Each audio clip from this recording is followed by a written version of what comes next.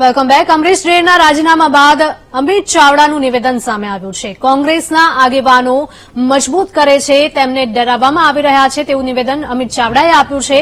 તમારા વિરુદ્ધ બોલ્યા છે, તેમની ઘરે શું કામે જવું પડે, કેમ સરકારોને તોડવી પડે, ઈડી, સીબીઆઈ અને ઇન્કમટેક્સનો દુરુપયોગ કેમ કરવો પડી રહ્યો છે.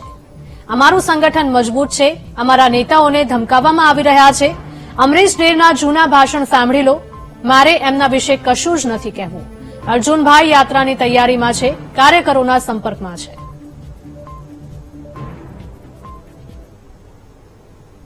જનતા પાર્ટી એક બાજુ એમ કે અમારું શાસન એટલું સારું છે, અમે એટલું સારા યોજનાઓને કામો કર્યા છે, અમારું સંગઠન એટલું મજબૂત છે, અમારું તો પેજ સમિતિ સુધીનું સંગઠન છે, તો એની તાકાત પર અમે ચૂંટણીઓ જીતીએ. તો શું કામ તમારે બીજી સરકારો તોડવી પડે છે? શું કામ નેતાઓને ડરાવવા, દબાવવા કે ગઠબંધન ના થાય એટલા માટે તમારે ઈડી, ઇન્કમટેક્સ કે સીબીઆઈ નો દુરુપયોગ કરવો પડે?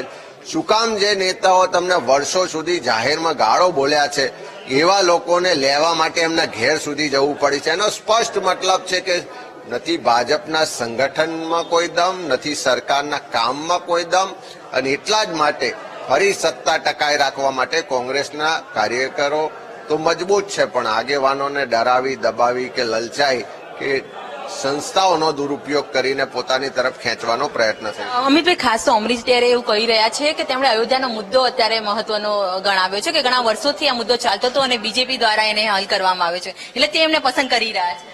અમરીશભાઈના જૂના ભાષણો, જૂના વિડીયો તમે જોશો તો ખ્યાલ આવી જશે. એના વિશે મારે બીજું કહેવું નથી. અચ્છા, અર્જુન મોઢવાડિયા બી આજે આવ્યા નતા, હાજર રહ્યા નથી પ્રેસમાં. શું ભાઈ ગઈકાલે જ યાત્રાની તૈયારી માટે દાહોદ, ગોધરા હતા ને એમણે તૈયારીની સમીક્ષાઓ પણ જોઈ છે ને અર્જુનભાઈ કાર્યકરો સાથે સંપર્કમાં